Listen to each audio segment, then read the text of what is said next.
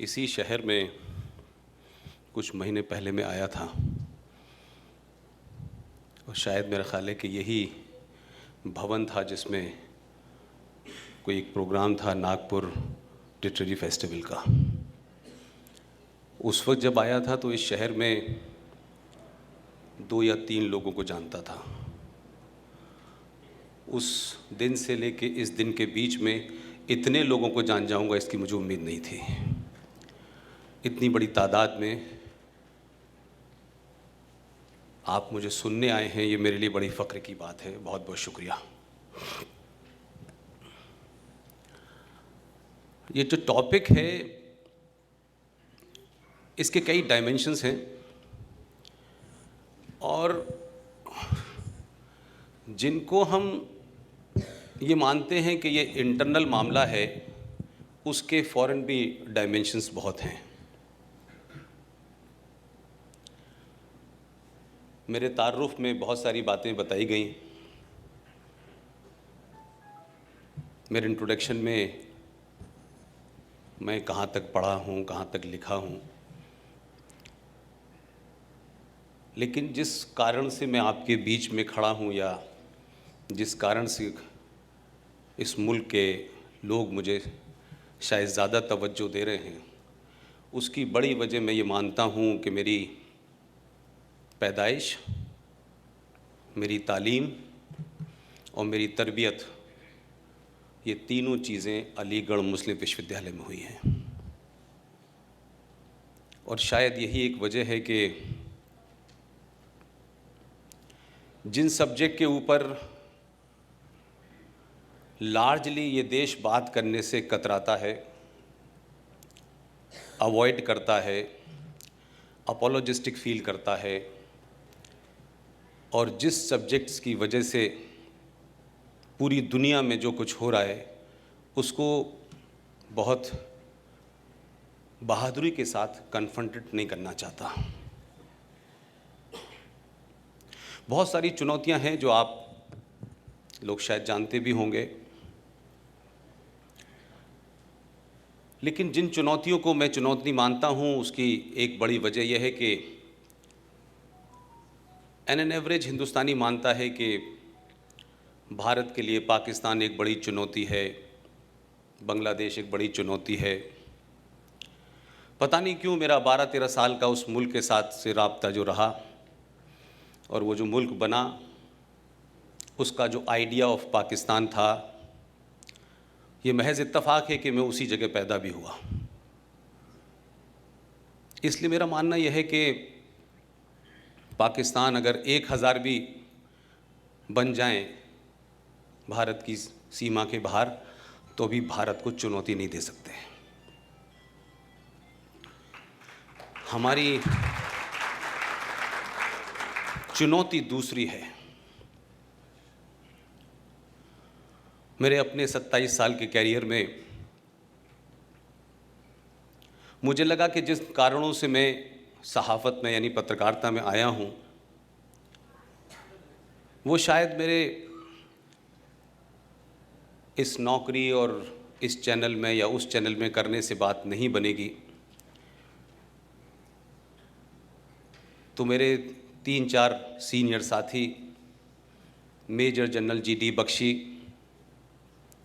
Raw के पूर्व director RSN Singh, Sushil Pandit, Gaurav Arya, इन तमाम सारे लोगों ने एक दिन मुझे पकड़ा और कहा कि इस विषय के ऊपर आप इसलिए बोलिए कि ये विषय जिस भाषा में बोला जाना चाहिए वो भाषा आपके पास है। तो मैंने उनसे शर्त रखी कि मैं ज़रूर बोलूँगा, लेकिन मैं रिज़ाइन कर दूँ उसके बाद बोलूँगा।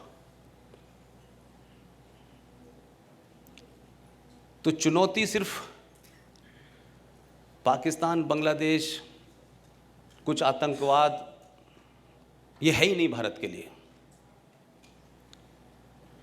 पिछले कम से कम 30 साल के सफ़र में जो चुनौतियां हैं, सरकारें उस पर बात नहीं करती। सरकार ये वाली हो, वो वाली हो, अच्छी हो, बुरी हो, सरकारों के कंपल्शंस होते हैं, उनको संवैधानिक पद पर बैठना होता है, संविधान की अपनी मर्यादाएं होती हैं, लेकिन मेरी जो एम्फेसिस है बार बार कि सरकार क्या करती है, सरकार क्या नहीं करती, हमको सब कुछ सरकार के भरोसे नहीं छोड़ना चाहिए। मुझे लगता है सरकार वही करती है जो समाज चाहता है, और समाज चाहता क्या है ये इंपॉर्टेंट है। हमने इस देश में माइनॉरिटी के नाम पे छोटे छोटे ग्रुप देखे, लेकिन उन्होंने अपनी पोजीशनिंग इस भारत की राजनीति में ऐसी कर रखी है कि उनको 70 साल में इस बात का एहसास हो गया कि हम जिसको चाहेंगे हुकूमत में बैठाएंगे, जिसको चाहेंगे उतार देंगे। और इसलिए इस देश में राष्ट्रवाद की तो कोई एक डेफिनेशन हो सकती है, लेकिन सेकुलरिज्म की 28 डेफिनेशन है अलग अलग दुकानों पे। हर पार्टी को अपने नाम के आगे सेकुलर लगाना या उनकी मजबूरी है, या वो समझते हैं कि ये शब्द जो है उनको सत्ता तक पहुंचा सकता है। तो लिहाजा हमने देखा कि एक सरकार बनती है तो सन 50 से अगर हम काउंट करना शुरू करें तो आप कुछ घटनाओं को देखेंगे कि एक ज़माने मुस्लिम लीग हुआ करती थी, एक मुस्लिम लीग का हिस्सा पाकिस्तान में चला गया, उसके 7-8 टुकड़े हो गए वहाँ पर भी। अब एक मुस्लिम लीग नवाज शरीफ की है, एक मुशर्रफ साहब की है, एक फजलुर रहमान की है। ऐसी हमारे मुल्क में भी मुस्लिम लीग तो नहीं बटी, लेकिन जिस सेकुलरिज्म के एजेंडे पे ये सरकार को चलाने की बात की गई, उसमें ज़्यादातर पार्टियों को लगा कि जब तक हम शब्द सेकुलर और उसमें ख़ास तौर से मुसलमान उसको साथ नहीं रखेंगे तो सत्ता प्राप्ति नहीं हो सकती। ये बात अलग है कि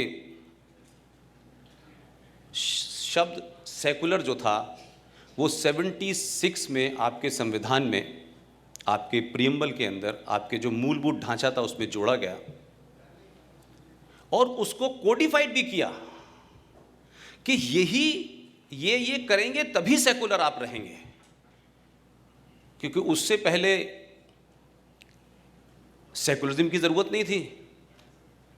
तो 76 के बाद का आप अध्ययन करें और इस देश में कम्युनल वायलेंस देखें अगर, तो जिस दिन से ये इस शब्द का क्वाइन करके आपने संविधान में डाला और फिर उसको कोडिफाई किया कि सेकुलरिज्म का मतलब है कि आप अपने इतिहास को, आप अपनी संस्कृति को जितनी हीन भावना से देखेंगे उतने ही बड़े सेकुलर होंगे आप राष्ट्रवाद की बात करेंगे तो आप कम्युनल होंगे, आप हिंदुओं की बात करेंगे तो आप कम्युनल होंगे। तो इस तरीके का नैरेटिव एक क्रिएट इस समाज में कर दिया गया कि लोगों को लगा कि हिंदुत्व की बात करना, राष्ट्रवाद की बात करना ये बड़ा जोखिम का काम है। तो उसके हिसाब से बड़े बड़े संगठनों पे बैन भी लगाए गए जो हिंदुत्व की बात करते थे। तो आप देखें जैसे ही मुस्लिम लीग दिल्ली से बाहर होती चली गई धीरे धीरे और जो केरला में जाके सिमट गई, उसके बाद 1973 में बाकायदा उस वक्त की हुकूमत ने मिलकर के एक नई दुकान शुरू करवाई और उस दुकान का नाम था all India Muslim personal law board. क्योंकि मुसलमानों की जब तक कोई दुकान दिल्ली में नहीं होगी तो सेकुलरिज्म बिकेगा कैसे। अब वो all India Muslim personal law board एक अभी इस देश के ज़्यादातर लोगों को पता चला कि वो कोई एनजीओ है। उससे पहले कुछ ऐसा इंप्रेशन था कि all India Muslim personal law board जो है वो कुरान शरीफ का हिस्सा है।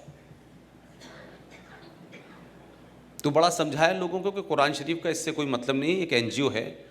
और जो इंदिरा गांधी को ज़रूरत थी उस वक्त इसलिए खुलवाई गई, उनकी सहमति से खुली और जो काम मुस्लिम लीग करा करती थी एज ए पॉलिटिकल पार्टी, वो उसने ले लिया। अब जब वो कमज़ोर पड़ने लगे तो सेकुलरिज्म का मतलब आखिर में ये हो गया कि उत्तर प्रदेश में 2012 में एक पार्टी ने अपना मैनिफेस्टो जारी किया और अपने मैनिफेस्टो में ओपनली 2012 में उसने लिखा कि अगर हम हुकूमत में आए तो जितने भी मुसलमान आतंकवादी हमने पकड़े हुए हैं, जेलों में हैं, हम उनको छोड़ देंगे। उसके बाद भी बात नहीं बनी, तो बाद में फिर मुसलमानों की कुछ तो उनके अपने कर्म और कुछ कांग्रेस का उनके ऊपर कर्म ऐसा रहा कि उनकी रेलेवेंस धीरे धीरे कम होने लगी। तो एक नया वर्ड कॉइन किया गया, पूरी सोच समझ के, बड़ी रणनीति के साथ, और उस शब्द का नाम था हिंदू टेरर। और इस हिंदू टेरर की थ्योरी को पड़ोसी मुल्क ने भी मदद की उनकी, क्योंकि वक्तन वक्तन वो मदद करता रहता है इनकी और यहाँ से मदद लेने जाते रहते हैं लोग। कभी कभी गलत वक्त पे मदद कर देता है इनकी। तो अब हिंदू टेरर के बाद ये समझ नहीं आया कि भाई अब नेक्स्ट क्या करें। तो हिंदू टेरर को कुछ लोगों ने सीरियस नहीं लिया, लेकिन इस देश के 31% लोगों ने इतना सीरियस ले लिया कि 2014 में गलत बटन दबा दिया।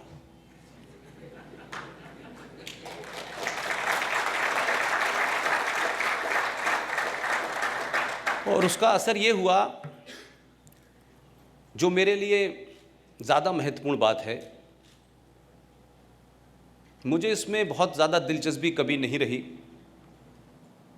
कि सत्ता में कौन आया कौन गया। 2014 में जिस तरीके से इस देश के हिंदू को, मेजॉरिटी को पॉलिटिकली, सोशली गाली दी गई, उससे हिंदू ने कहा कि हम एक पॉलिटिकल टेररिस्ट बन के ही दिखाई देते हैं।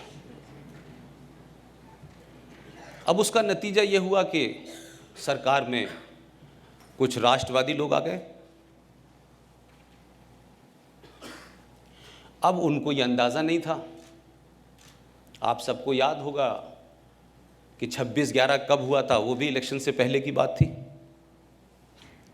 लेकिन कुछ बातें दिल्ली से यहाँ नहीं पहुँचती हैं।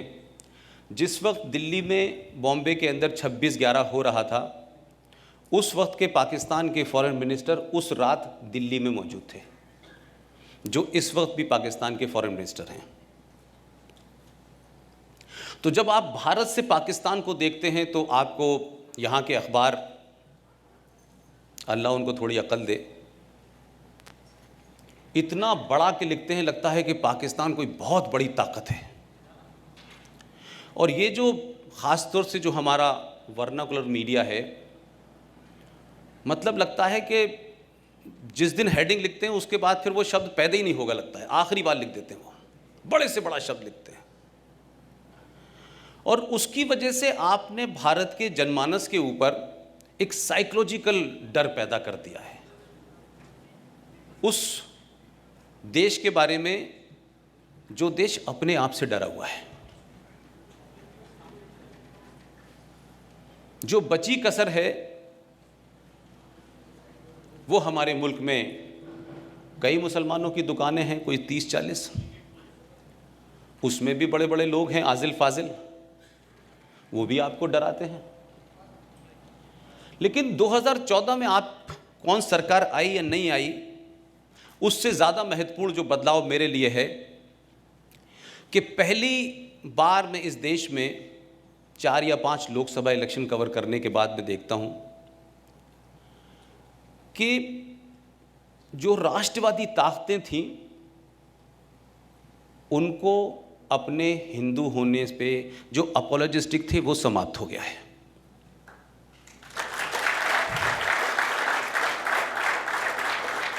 अपने आप को हिंदू कहने में जो लोग शर्माते थे, अपने आप को राष्ट्रवादी कहने से बचते थे, अपने आप को हमेशा पॉलिटिकली करेक्ट रहना चाहते थे, उनकी गिनती डे बाय डे कम होती जा रही है। ये बदलाव किसी भी समाज में, और ख़ासतौर से भारत जैसे समाज में जहाँ हर 7 किलोमीटर की दूरी पर भाषा से लेकर संस्कृति सब कुछ बदल जाता है, उसमें अगर ये बड़ा बदलाव आया है तो मैं समझता हूँ कि इसके लिए मणिशंकर अय्यर, दिग्विजय सिंह, चिदम्बरम साहब से लेकर के इन सब लोगों को इतनी दुआ दीजिए कि इनकी उम्र लंबी हो जाए।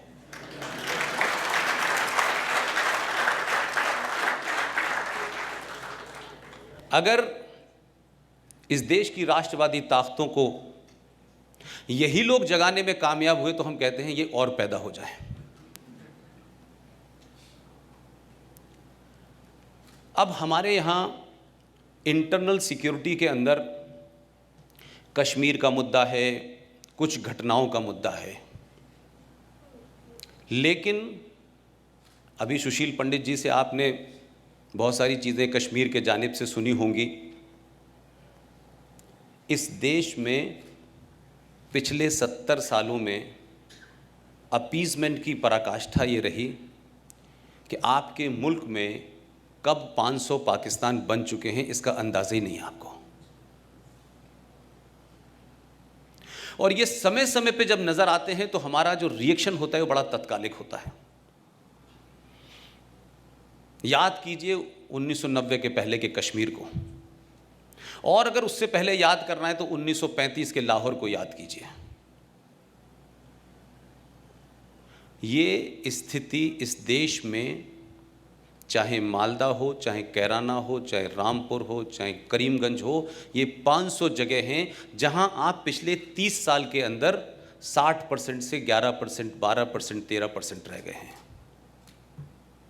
ये डेमोग्राफी जो बदली है ये कोई इसलिए नहीं बदली है कि जो लोग कहते हैं कि हम दो, हमारे दो की वजह से हिंदू पीछे हो गए हैं और वो हम दो 12 कर रहे हैं। ऐसा नहीं है। ऐसा इसलिए है कि हम बहुत ज़्यादा सेल्फिश हो गए हैं और हमको भौतिक जो सुख है उसके साधनों के जुटाने में हमारी सारी क्षमता ज़ाय हो रही है।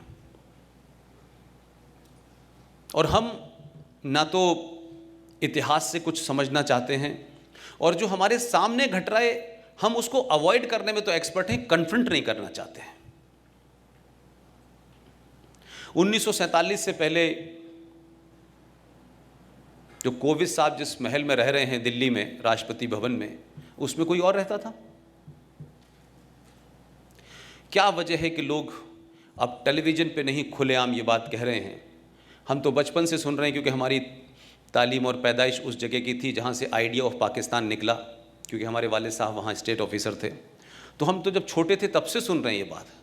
तो मुझे कुछ बातें नई नहीं लगती, लेकिन जब मैं बोलता हूँ, लोगों से इंटरेक्ट करता हूँ, तब मुझे लगता है कि हमारे देश को सच में सच्चाई बताई नहीं गई है।